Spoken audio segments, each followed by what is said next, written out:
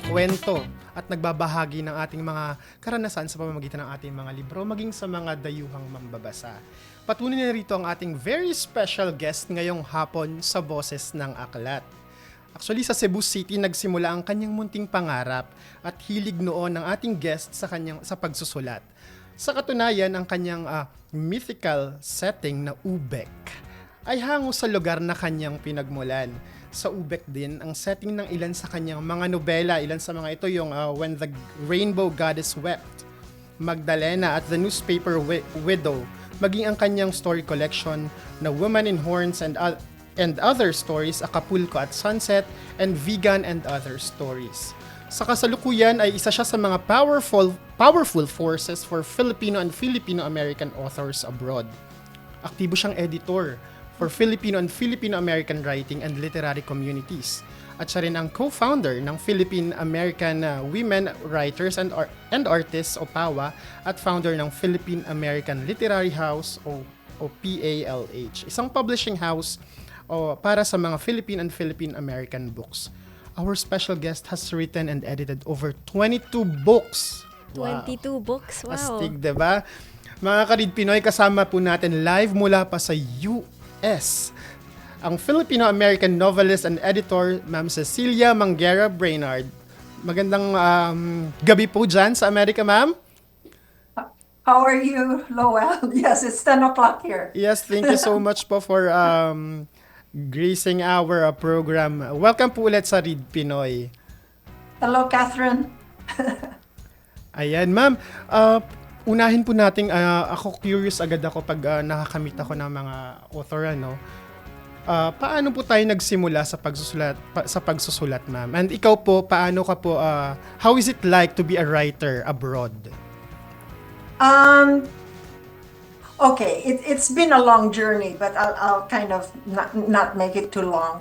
It has not been easy, Lowell, because when I was in this country, when I first came here, this was a while ago, in 1980, and there were not a lot of writers, Filipino writers around. In other words, American publishers were not used to us. There was no market for our work.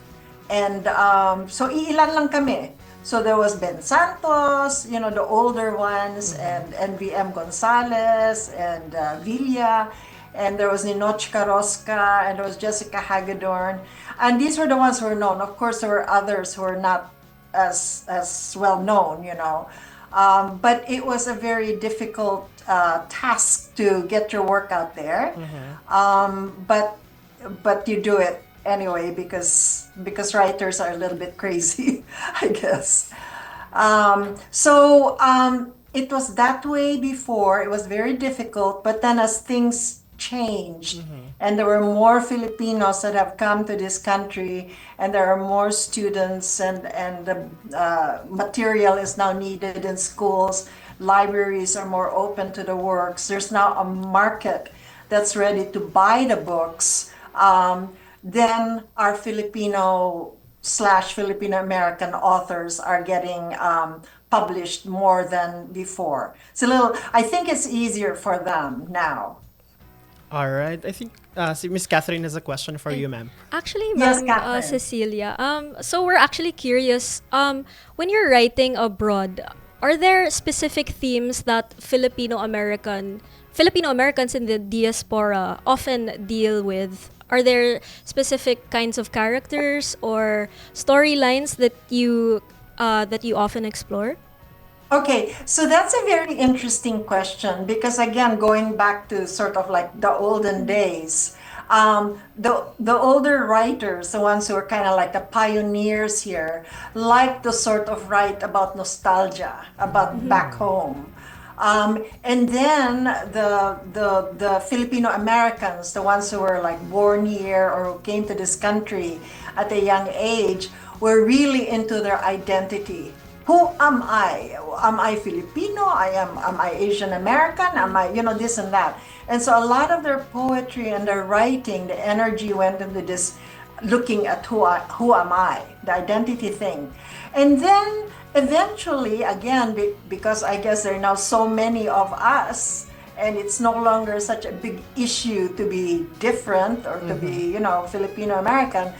Actually, I find that the writers now are more relaxed and they write about anything, about any genre, and about any topic.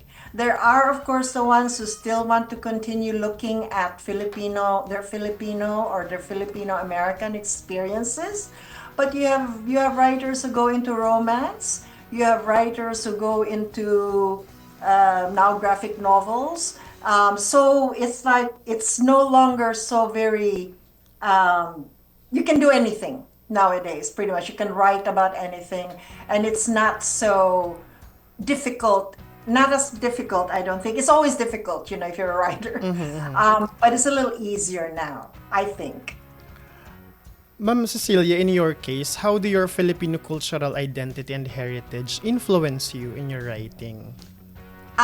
Quite a lot, Lowell. Thank you for asking. Early on when I was learning how to write, it's hard to work. It's hard to write, huh? Yeah. I mean, you have to spend the time. You have to think about it. It's a lot of work. And so I discovered that early on, and I said, if I'm going to have to do this, if I'm going to have to work, I might as well do something that I really want to produce. And so this is how then I started kind of looking at what is important to me and things that are history, Philippine history, Filipino American history is important.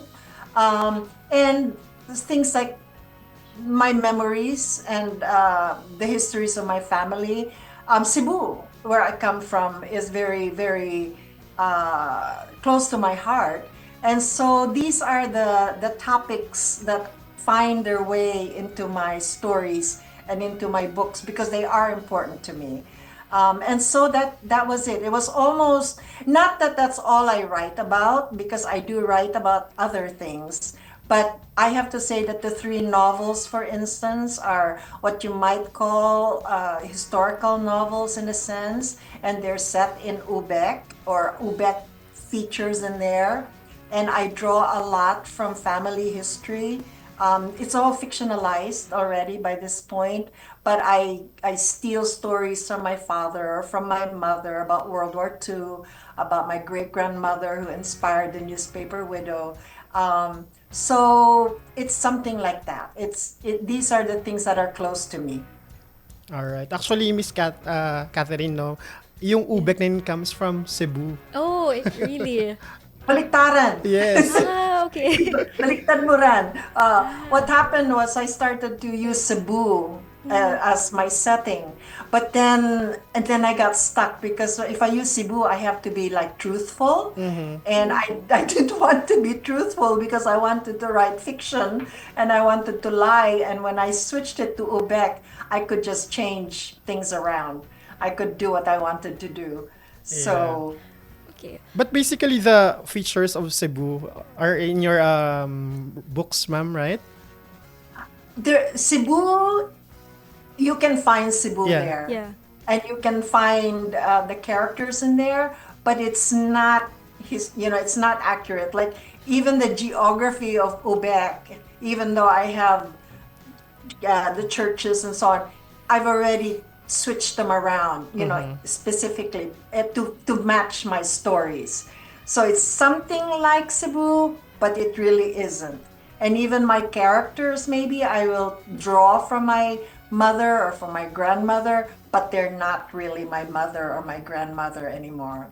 So when you're doing fiction, that's sort of what happens, you kind of twist things around so you're able to create something new.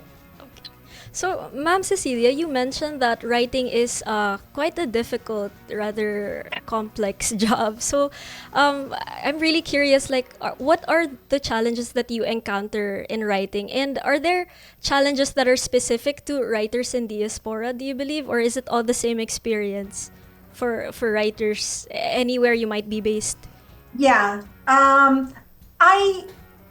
I think maybe the diasporic writing will have its own kind of challenge, but I think bottom line is that there are certain challenges that writers have to meet. um, Whatever the topic is that you're working with, you have to master the language. You have to master how to tell a story, how to write your poetry. That's the basic kind of thing. And you have to learn to draw Yeah. from deep within. You have to have some kind of honesty in your work. It also depends on how serious you are, because you can write something light, but the kind of writing I do, I try to dig deep. And so that's hard. It's easy to put words together. I mean, if you just want to write 50,000 words, you can do that. But 50,000 words that tell a good story is hard to do. Actually, even if it's 2,000 words, that really is saying something. It's not that easy to do. And so it's a combination of learning the skills, kind of knowing yourself, and also I think that you also have to have the gift. All right. I think at a certain level, this is, since I believe in God, I believe it's also like something that you have.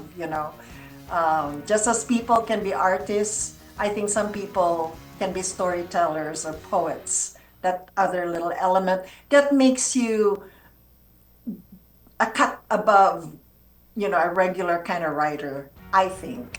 Not to sound elitist, but Yes, ma'am. Cecilia, I know that you have been a very active force in terms of the writing communities abroad, or specifically there in the US. Ano po yung role, or what are the role that do you believe do this writing community play in supporting the other Filipino authors in the diaspora? yes. I was thinking about this because in the one hand, many writers, and even I myself, I'm solitary actually. I kind of spend most of my time at my desk where I am, and I can be here for hours, and I'm into my own kind of dream world. So I can do that. Now, because I'm an older and I'm more seasoned writer, I kind of know what I'm doing.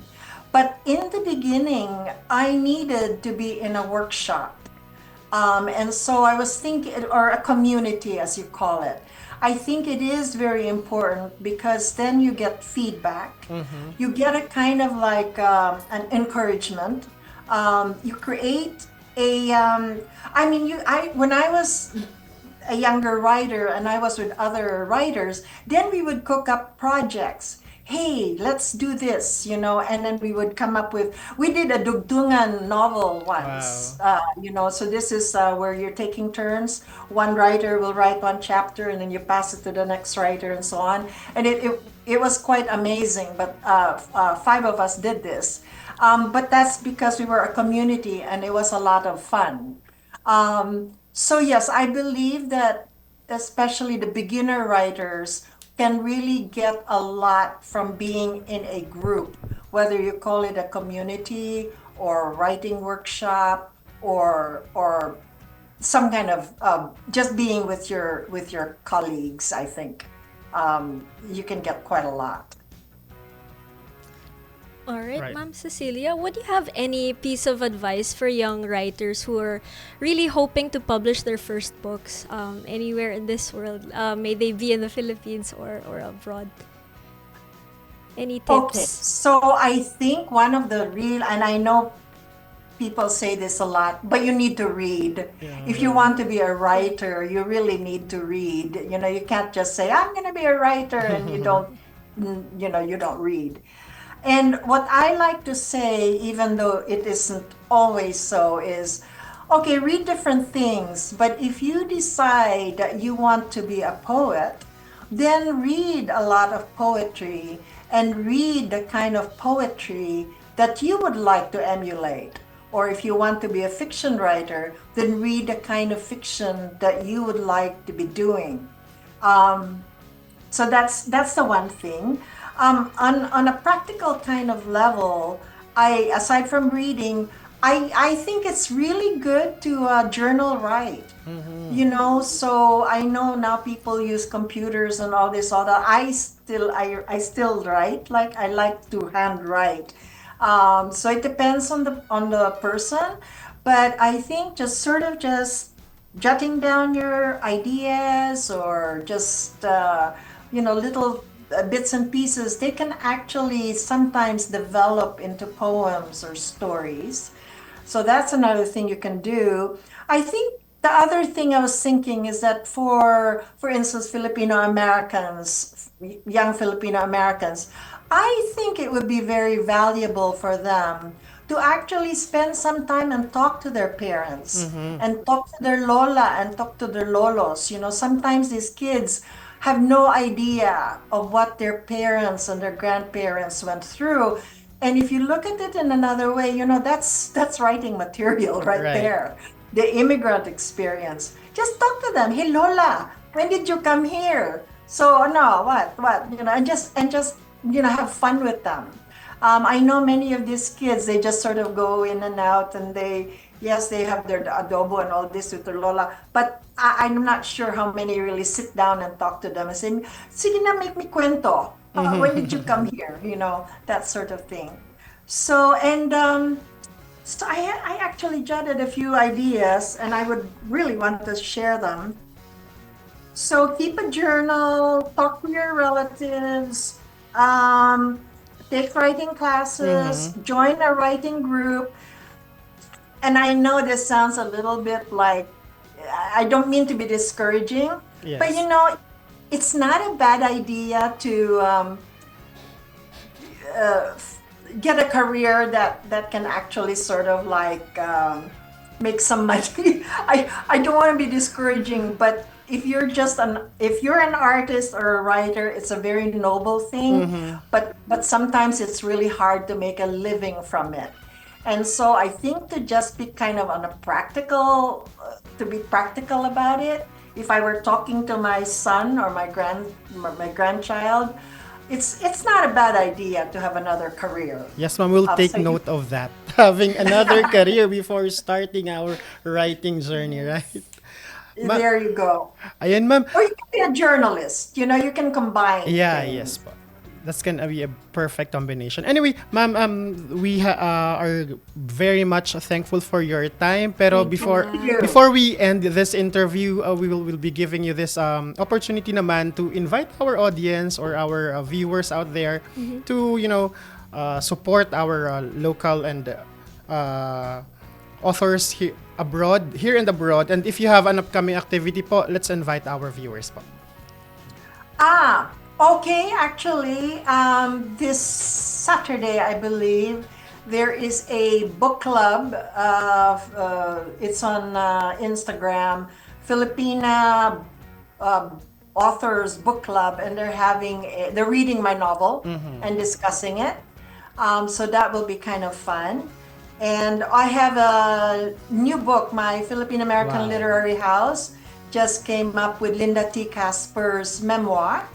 And so that will be officially released in May. So if you can pay attention to Lives Remembered by Linda T. Casper, that would be very nice also. And I think that's kind of all I have for now. Look me up. I'm active in social media, especially Facebook, and I do have my website also, CeciliaBrainard.com. And I'm really grateful for the interview. Yes, ma'am, we And enjoyed the Thank you. time. Thank you, Ma'am Thank you so much, Yeah. Ma'am Cecilia.